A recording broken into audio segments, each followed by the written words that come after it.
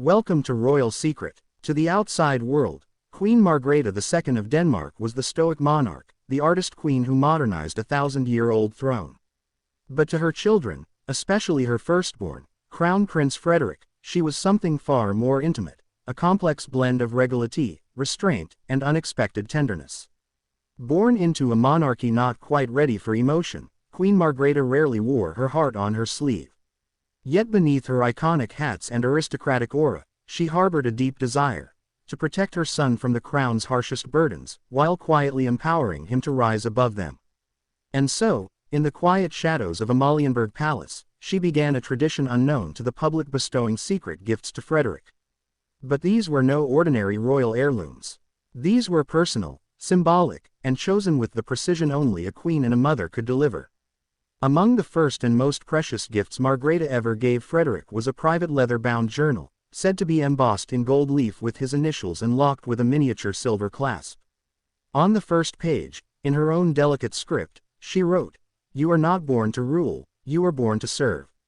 Write your truth, and the crown will follow." The journal, kept hidden for decades, became Frederik's personal sanctuary. It wasn't just a diary, it was a reflection of a young man torn between royal obligation and the yearning for a normal life.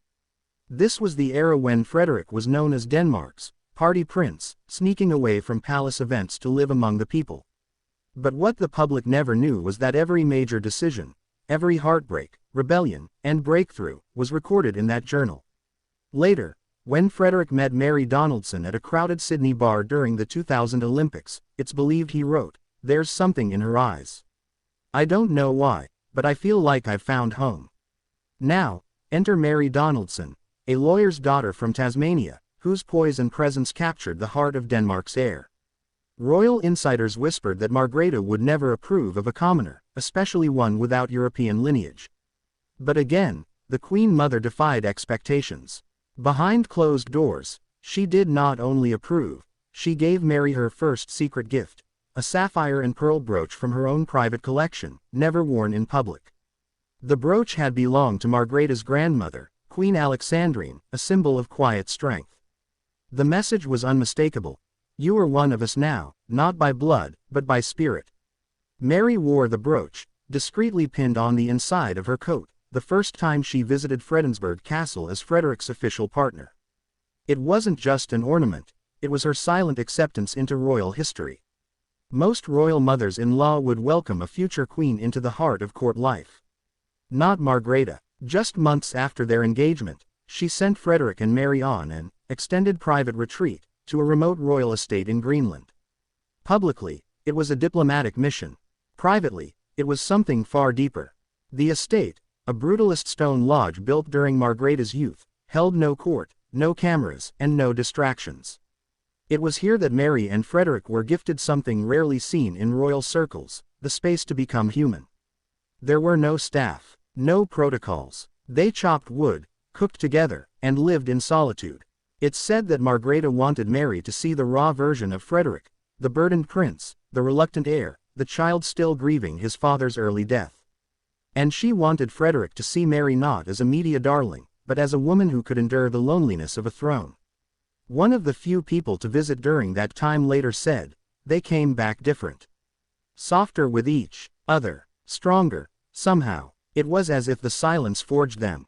Years later, when Frederik and Mary were already established as Denmark's darlings, gliding from charity events to state visits, raising their 4 children in the spotlight, Margrethe delivered her most surprising gift yet.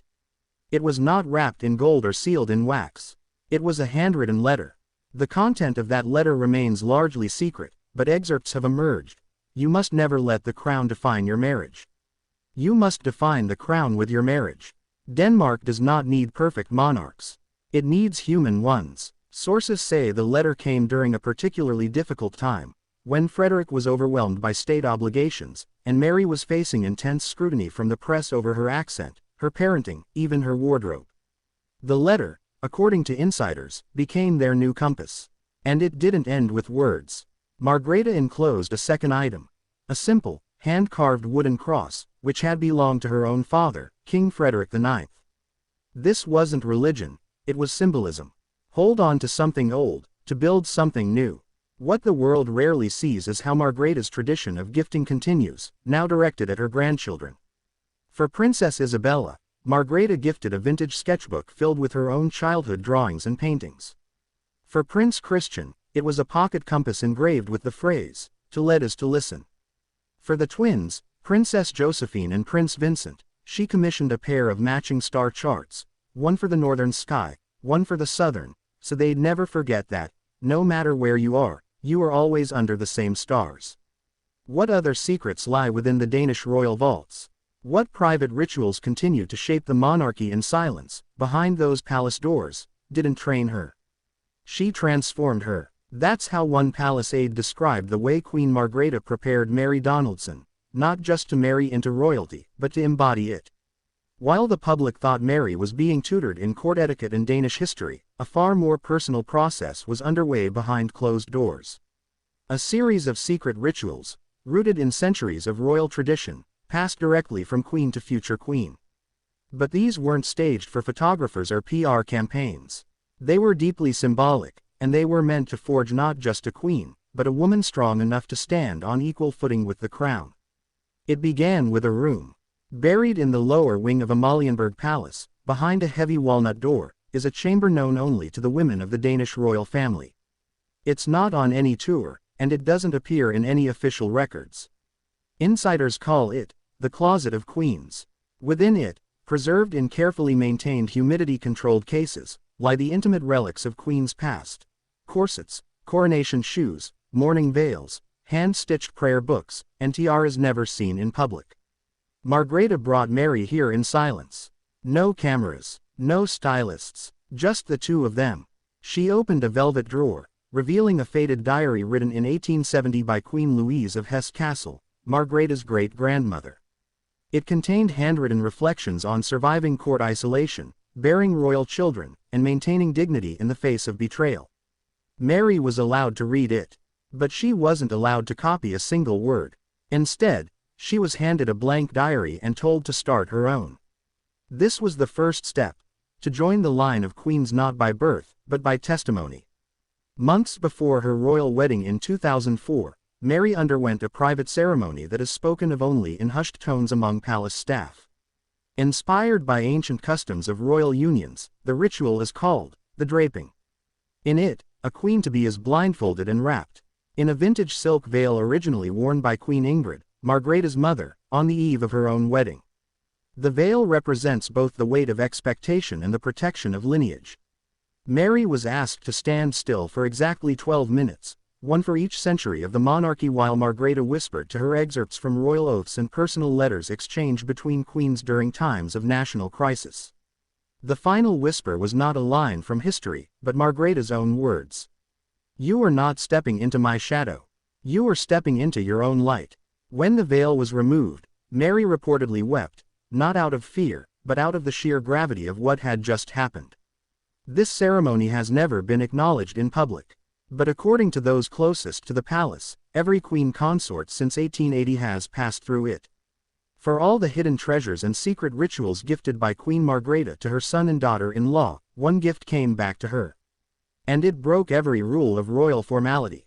It was Frederik's 40th birthday. The court had prepared a grand gala at Christiansborg Palace, with dignitaries from around Europe in attendance. But during a private pre-celebration dinner, Frederik did something no heir had done before. He stood, pulled out a velvet case, and presented Margrethe with a personal gift, a glass-encased replica of the very first journal she had given him decades earlier. On it, Frederik had written, "You gave me my voice, my courage, and the freedom to be more than a title. I hope I've made you proud, not as a prince, but as your son." Witnesses say Margrethe was visibly moved. She placed the replica journal on her private study's mantel, where it has remained ever since. And from that moment on, her attitude toward succession softened. It was no longer about preserving tradition. It was about legacy and love. Of all the secret gifts, none is more shrouded in mystery than the sealed envelope that lies in the royal vault beneath Rosenborg Castle. It's said to contain a handwritten renunciation, Margrethe's prepared abdication letter. But here's the twist. The letter is not addressed to the Danish parliament. It's addressed to Mary. Insiders claim the letter outlines Margrethe's vision for the future of the monarchy, and entrusts Mary, not Frederik, with the moral and cultural stewardship of the royal image. This wasn't an insult to Frederik, but a recognition of Mary's extraordinary transformation from Tasmanian outsider to the most beloved royal figure in Scandinavia. Why hasn't the letter been opened? Because it's dated for release only after Margrethe's passing. But one senior court historian revealed, it's less about legal succession, and more about spiritual succession. She gave Mary not the crown, but the soul of the crown. Just before Queen Margrethe stepped down in 2024, the royal family gathered in secret at Marselisburg Palace. No press, no announcements, but one royal photographer, granted rare access, captured a moment that became the symbol of the transition. Queen Margrethe, seated at a long wooden table, handed each family member a sealed envelope. Inside were personal letters, and, in some cases, items from her private collection. Mary's envelope reportedly contained a vintage silver comb that once belonged to Queen Margrethe's great-aunt Princess Thyra, a woman who once had to give up love for duty. Frederik's envelope held a map of Denmark etched in gold, with a single word written across it, yours. And the final family portrait was taken not in regalia, but in casual sweaters, with cups of tea in hand. A monarchy made human. Thanks for watching.